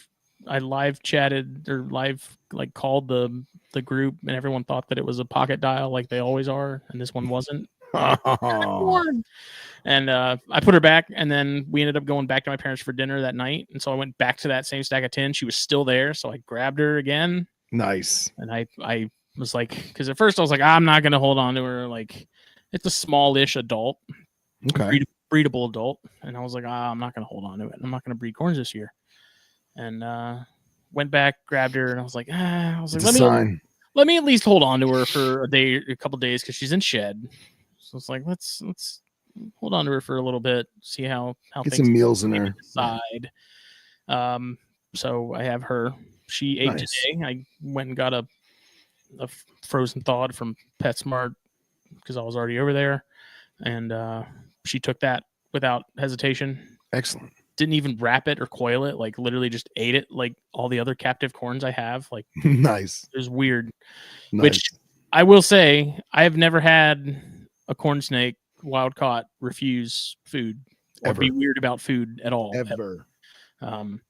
I do have double stacks for tin. I've got some that are triple. That was something Brandon Valentine actually answered that group call the other day, and he was like, "Do you do singles or stacks?" And I have found over the last probably 2 or 3 years that stacks are much more productive than single sheets. Especially as you get into the warmer months when it really starts to warm up, that bottom layer is such a good cool down spot for a lot of stuff. So yeah, I do stacks now when I can.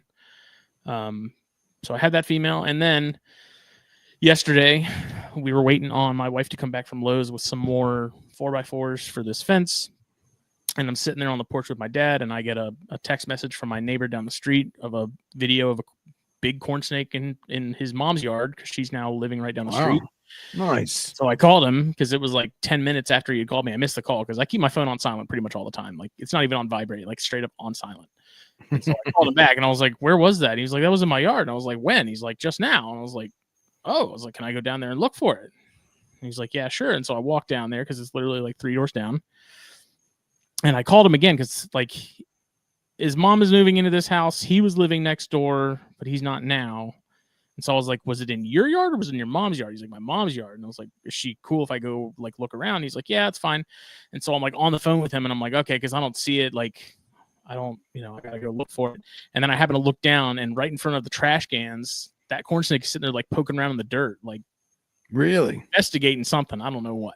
All right. I was like, "Holy shit." I was like, "Dude, it's right there." And I was like, I feel bad because I was like, "I gotta go," and click and like hung up on it.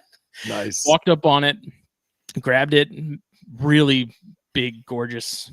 I got pictures of it. Let me pull it up. Yeah, put them up. Put them up. Also, I believe to be a female, also in shed. Let's see here. Bigger than the first one by a decent margin. Where are you? There you are. Let's see. There's one. We'll do that one. And then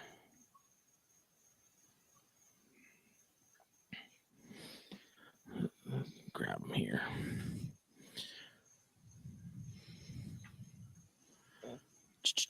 And I just posted a reel with both of them on Instagram for anybody that is curious enough to want to go look. So that's the bigger one that came from down the street. Oh, wow. That's great looking. Yeah, it's a gorgeous thing. Really healthy. Yeah. Almost wondered if it was gravid because it did feel like it might be kind of lumpish, but I also wonder if maybe it's just ovulating because we are sort of just now getting into spring and sort of consistently warmer weather here. Okay. Same animal. Yeah, it's great looking. Didn't even musk. Neither of them musked me. Neither of them tried to bite. It's very Mole King-ish. Yeah. So one thing that continues to sort of blow my mind is with these ladies island corns is the consistency and the phenotype. Yeah. Because like the ones that I have currently that I've had for a couple of years, same thing with sort of the weird whitish border around the saddles. Yeah. With the sort of washed out sections in the saddles too on the polar ends there. Yeah. And then sort of that nice lighter brown base color, usually a higher sort of concentrated orangey color in the first like third or so. This just if you looked at the ladies island corns I have in my room and I've had in my room now for a while, they'd look just like this. Like the phenotype is super consistent. Very cool. In my little corner. Yeah, it almost looks like someone took sandpaper and like sanded down the saddles. Yeah. So that's that same one. And again, that's in shed. Like the belly on this thing is still like hazy. Wow. So that thing's going to be an absolute screamer when it sheds. Oh, for sure. And this is the first one that I found before I that was like in situ when I flipped the tin. Very cool. And also very well behaved. Yeah, I'm used to being musked like immediately by these usually. Those and yellow rats are typically, when you, as soon as you grab them, they're like musking and usually trying to bite and like squirm and wiggle, and these really weren't doing that. But yeah, I believe they're both females. This one, I might be a male, just given that its size is considerably chunkier and sort of larger. I figured I'll give them a little while and probe them and see what we got, and then again, still trying to decide if I want to hold on to them or not. This is the one that, like, if I released it, I really worry about either getting run over or getting killed by a neighbor. The other one, I could release her back under this piece of tin, and I'm not worried really about anything except for the cats that are hanging out on my parents' property. Yeah. But both are incredibly healthy and like perfect shape. Nice. I think this one had a couple sort of blemishes, like skin lesions, where maybe it got hit by something tried to take a swipe at it. Yeah. Bird or something. Yeah. Otherwise, they're both in just perfect shape. So nice. We'll see. But it's a great find, man. It's wild because I'll go through periods where I won't see a corn for a really, really long time, like, a year or two, and then I'll just go have these weird spurts of like seeing DORs, seeing live ones, like, so I don't know, but yeah, man, they're both here. I'll probably feed the bigger one tomorrow, and yeah, I haven't really decided exactly what I want to do yet as far as if I want to hold on to them and breed them or enjoy them for the time being. Yeah. Hey, get some meals in them and call it a day. I wasn't planning on breeding corns this year. But also, the more I thought about it, the more I realized that my original Ladies Island female that I've used to produce the last couple clutches is creeping up, if not past a decade old. Oh, wow. Already. And the male I have probably isn't a whole lot younger. Okay. But I came across him as an older animal anyways, so I don't know exactly how old he is. He just kind of has a... You know how you can just look at snakes sometimes and just tell that they're like old? Oh, for sure. There's just something about them. Like maybe it's their like head structure just doesn't seem as robust as it used to be. They just look older. Yeah. I don't know how to describe it, but yeah. Dude, I got a cobra with cataracts. Yeah. He's not there yet, but yeah, I got that female when she was like tiny, like fresh hatched out of a neighbor's pump house over on my parents' property. And I had her for a while and ended up selling her to a local guy who I ended up buying her back from. So I don't know. I'm curious to see what your thoughts are, because Jake and I have always been very big proponents of not collecting adult animals. And I'm the same way, man. Unless it is a situation like that one where higher probability it's going to get weed whackered or run over or something because it's in a heavily urbanized area, and it came to me. I didn't go actively hunting for it, so to speak, and I have the space and I can give it a good life and I'll keep it, then rock and roll. Or a friend that I have is going to, want it and I make arrangements, then rock and roll. But for me to go out into a natural area and find 4 or 5 adult corns and keep them all, that'll never happen. That's just not my MO. Well, I mean, the logic behind it is, and Chaz and I were talking about this before we hit record earlier. Like it's an adult. If it's a younger animal, we're talking like yearling or smaller, I don't feel as guilty about it because the likelihood of it making to adult size is pretty slim. Sure. But if it's gotten to adult size, it's already survived Darwinism more or less, or at least the rigors of life. The rigors of life. And so therefore it's like I don't necessarily want to take that out of the gene pool if it's already successful. Yeah, It's already I couldn't made agree it more. But again, like you were saying, I'm in an area where the probability of it getting hit by a car is fairly high. The probability of one of my neighbors getting a hold of it is very high. There's a lot of outdoor cats here. Even though that snake's pretty big, I think it could hold its ground pretty well against a cat if it, the will to survive was strong enough. So I don't know. I'm weird about it because to me it's like to remove that after it's already made it this far. Yeah, your logic is very sound, but I also, in this particular scenario, I don't think your conscience should be as strong as it may be because of the situation. You know what I mean? And like I said, it's not like you went into a natural area and pulled out, 10 adults. Like, it's not the case. Yeah. So, and worst case scenario, you saved it from something happening to it. And I showed you that picture of that monster yellow rat that I came across around the corner from my house, right? Yeah, that crazy one we always referenced. Because that's another one that I'm like, it's tempting because just the marvel of the freaking thing, because it's the biggest native snake I've found ever. Like, Yeah, haven't found any other snake that even comes close to that size. I have the picture still and pull those up too. Yeah, pull it up. But like, that was another one where it's like, hey, I mean, I don't have any interest really in keeping yellow rats. But this thing was so damn big. I was just astounded that it's even made it that far. Yeah. Considering I also found it crossing a road. Sure. A busy road to where I'm like, how the fuck are you still alive?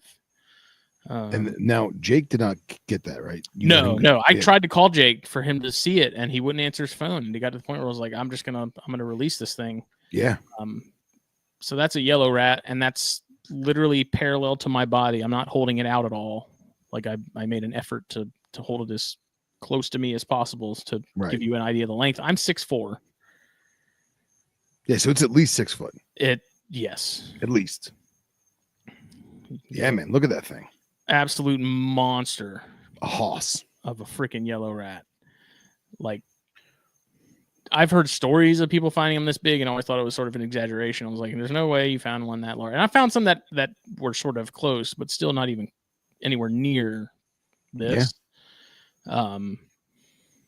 And I wear a size 13 shoe for reference as well. So massive. And that's another one where it's like, I was so paranoid that I would release it and that 2 days later I'd see it dead on the road. Yeah. Because when I relocate it, I'm not going to relocate it far away. Like, I took it over to a decent sized wooded lot that my neighbor owns that I know wouldn't mind that being there. Right. But I was like, that's kind of the same concern I had with this bigger corn is like, okay, if I re-release it, like if I see it dead on the road the next day, I'm going to be really upset. Like, I'm going to be, of course, pretty peeved. Like, same thing, man. It's like, that's another one that it's made it that far. Like, to take it out of the game at that point, even though it is arguably a much harder life out on its own. I don't know. Because I was like, if this is a female, just imagine the freaking clutch size you get from that thing. Like, that had to be damn record breaking, I think. Like, just, I mean, that's the biggest yellow I've ever seen. Yeah. Yeah. And when I saw it, I was literally rounding the corner from my house to leave to go somewhere, and I saw it sitting in the driveway of a neighbor's house, and I'm like, why is there a giant pipe sitting there? And then it started moving, and I was like, there's no fucking way that's a snake. Like, there's no way. And I rolled up on it, and I was like, oh my God. I couldn't even get in the freaking 5-gallon bucket, dude. Like, as soon as I put it in there, it popped right back out. Like, I must have struggled there for like 5 to 10 minutes just trying to get that thing in the bucket to be able to turn around and go home. It was just, yeah. You don't feel bad when you do that to grandma, do you? Double clutch, say less. You're just putting it in a retirement home is what Jack said. No, but like, that's an animal that I don't see one that size sort of adapting to captivity that well. And that's another reason why I've never been terribly big on collecting adult animals, is because I noticed that just the transition to captivity just doesn't seem to be as smooth. Like with younger animals, they seem to get right into the groove of things, no problem. Like a couple weeks, they're good. It's like they were there the entire time. Like older animals, I feel like it's a little different. I still have one of my adult male ladies on the corn that I got as an older animal. Like he's still squirrely as shit. Like if I touch him with a hook, dude, he like jumps. Like he does this weird thing where he like just springboards out of the tub, and it's a real pain in the ass. So I don't know. There's a lot of factors. So I'm curious, as y'all in the chat, what do you guys think? What's your take on that whole thing? Again, that's Jake and I are both have been in agreement with that kind of stuff for a long time. Of if it's an adult animal, usually we're not too keen to take it home. If it's a baby or a yearling, we've both kept animals that were small. Like that pair of yellow rats that we got out in my backyard last year when I found that coral was chasing them up the tree and stuff. Like Jake still has that pair because they were literally like fresh out of the egg, just had their first shed. One of them shed in the tub. Like when I held them for him in the 30 minutes it took him to drive across town to get to me, like they shed. So yeah. But yeah, and Jeff said, I want the biggest ones to breed out there. Same theory that hunters swear by. And I agree. Like that's the reason we see monster gators anymore, because the moment people see a monster record-breaking gator, they kill it and hang it on their wall and like, do whatever else they do with it. And that's why you just don't see huge gators anymore. It's a similar concept for here. And it is sort of there's a ethical subjectivity, I guess, to the whole thing. Everyone's where they sit on that sliding scale is going to be a little different for everybody, but sure. Like Dustin Black is saying, live like Keller, moralless. Morals are hard. For every rule, there's an exception, which is also true. So I don't know. And in South Carolina now, so I can't legally, and I'm completely okay with this. This doesn't bother me at all. You cannot legally now in South Carolina go and collect, depending on the species, animals of a certain size and sell them. You can collect them. You can keep them. But I cannot take these two animals that I just found and sell them legally, because they have to be I'm okay with. Over, if they're over like 21 or 23 inches, I think that's where the line is drawn for corn. So, South Carolina put in a lot of laws for native wildlife and as far as reptiles and amphibians go. So that's one of the sort of the newer laws too, which is kind of nice. Whether or not that actually stops anything, I think it just takes a couple animals off the Repticon table shows. So yeah, that's about it. But I can still reproduce those animals. I can still sell F1s. Yeah, as long as they're under that size limit, because it's morph stuff they're completely cool with. They're like, whatever, we get that. Now, how they would go about proving that when I have stuff that's like the Ladies Island that's het ghost, that's a little tougher one to navigate. So pretty much if it's a natural looking corn now at this point, if it's over that size limit, I'm not going to bother selling it. Yeah. Whether it's got hets or not, just for the sake of keeping my life simple. That's what I'm doing. So we'll see. I'm going to get these two probed and see where we're at. And, there's a chance that maybe these two are a pair. And if that's the case, then I'll put them together. So that'd be pretty awesome. Jeff, it did start with turtles. South Carolina, for whatever reason, was a big hub for turtle smuggling, which is sort of what sparked the whole native wildlife protection thing. And some of it's kind of goofy because it's stuff like, size limits on racers and Neurodia, like Jack was saying, because it's like, how many of those are you seeing on tables realistically? Yeah. Like, come on. But, obviously your pine snakes, your corns, your stuff that is popular in the trade. I can definitely understand why they would do the way they do. And unfortunately, I guess it makes more sense for them to just go ahead and say, like, okay, we're going to have to put a limit on everything instead of sort of cherry picking. Sure. But they did, I mean, like on turtle stuff, they did break it down to where it's like you can still keep diamondback terrapins. You just can't have 20 of them, and you can't, go selling them wherever you want to. Yeah. So there is still, I won't necessarily say common sense, but there was some meet in the middle going on. Nice. Of it, so. Okay. Jack said you can't even sell Nerodia in the state. The turtle stuff is good, he said. Needed. Oh, I just read an article the other day. There was some dude who somehow smuggled like $4 million worth of eastern box turtles. You're kidding? Nope. That's a lot of box turtles. Let me find it.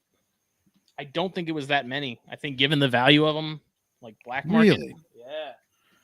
Let me look it up because I was like, I'll bet you they were in South Carolina, and I was like, a lot of good those turtle laws did. That's wild, man. Eastern box turtle smuggler. Let's see here. Hong Kong man charged with smuggling protected turtles. This is on March 11th. A federal grand jury charged a Chinese man on Friday in a 4-count indictment alleging he smuggled eastern box turtles, a protected wildlife species, from the United States to China for the global pet trade black market. Sai Kyung Tin, 53. Ricky Tin is his street name, I guess. Interesting. Arrested February 25th at John F. Kennedy International in New York. Made his initial appearance the following day in federal court in Brooklyn. According to the indictment returned Friday, in June 2023, Tin knowingly and illegally aided in the exportation of 40 eastern box turtles to be sent from the United States to Hong Kong. Wildlife inspectors at the International Mail Facility in Torrance, California, intercepted 4 packages addressed to G. Yearlong, which is his another name, one of his aliases, which were to be shipped to Tin's home in Hong Kong, according to court documents. Tin allegedly falsely labeled packages containing the protected turtles as containing almonds and chocolate cookies. 3 of the packages contained between 8 and 12 live eastern box turtles, each all bound in socks, according to court papers. The 4th package contained 7 live eastern box turtles and 1 deceased turtle. A special agent also searched property records and learned that the name listed as the sender on each of the packages was fake. Wow. Let's see. An affidavit was filed with a criminal complaint filed in this case on February 26th. It says Tin was associated with Kang Juntao from Rush Hour. Convicted felon international turtle smuggler. Kang recruited turtle poachers and suppliers in the United States to ship turtles domestically to middlemen who would then bundle the turtles into the packages and export them to Hong Kong. The turtles were bound in socks to protect their shells so they could not move and alert authorities. Jeez. Court papers allege that from June 2017 to December 2018, Kang caused at least 1,500 turtles with a market value exceeding $2.25 million to be shipped from the United States to Hong Kong. Middlemen shipped approximately 46 packages containing turtles from New York and New Jersey, which were routed through an international mail facility at JFK to address in Hong Kong, including Tin's. Wow. If convicted, Tin faces a maximum sentence of 10 years in prison for each smuggling count. Wow. Crazy. That's fucking I want to nuts, say man. they said there was more money than that, though. Still, it's a lot of money, man.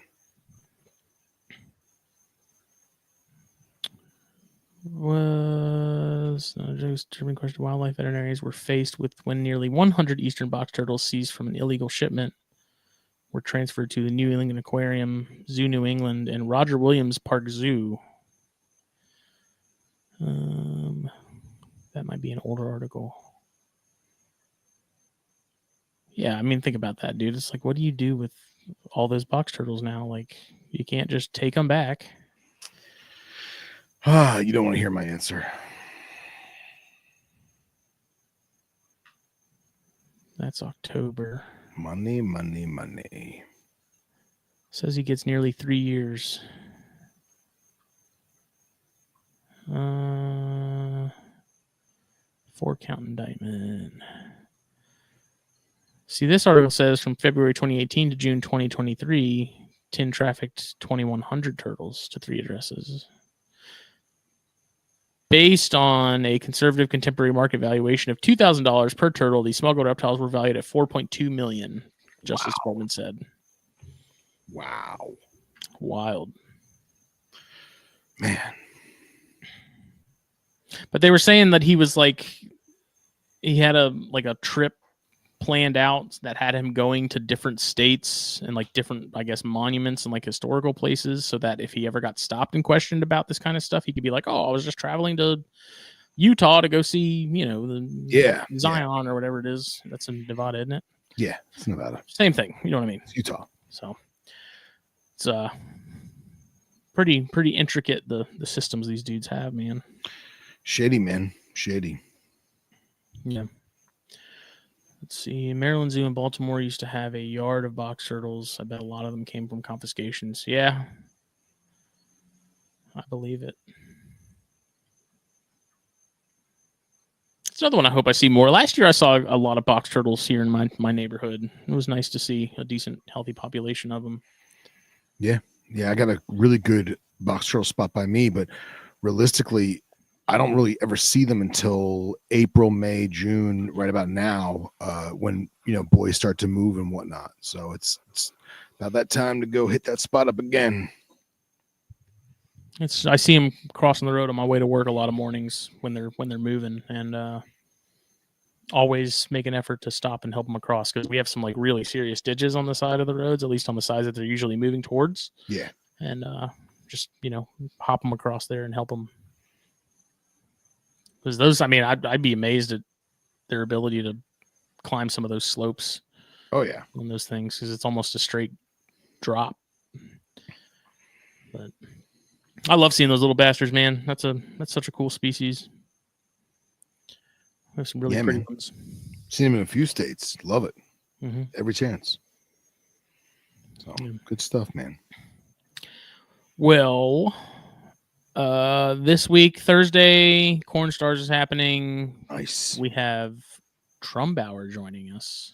Ooh, pretty big deal. I figured that's fitting given the corn snake weekend. I tried to go for 3 for 3 today, and went and flipped the tin again, hoping maybe a male would be hanging out chasing the scent of that female, but no joy. So, but anxious to talk to Craig. I got a ton of questions about the hunt club in the early days and stuff like that, and it'll be great. All that, so that will be good. And I think that's what's happening this week. I don't think we have anything else going on. That's good enough, man. Yeah. Good enough. This episode, as always, brought to you by blackboxcages.com. Check them out. Facebook, Instagram. Get yourself a rack. Get yourself a cage. Use the code THN25 at checkout. Get yourself a little something special off the top. Choose the pickup option at checkout. Save even more. Shipping's expensive. Get more bang for your buck. Choose the pickup option. Pick it up. And then you go to fullviewsapparel.com. Get yourself some shirts, some hats, coffee mugs, all the above, hoodies, all that good stuff. Use the code THN at checkout there. Get 15% off your order. And cold-blooded caffeine. Best coffee around. Use the code SMOKE. Make it happen. We will see everybody later. Bye.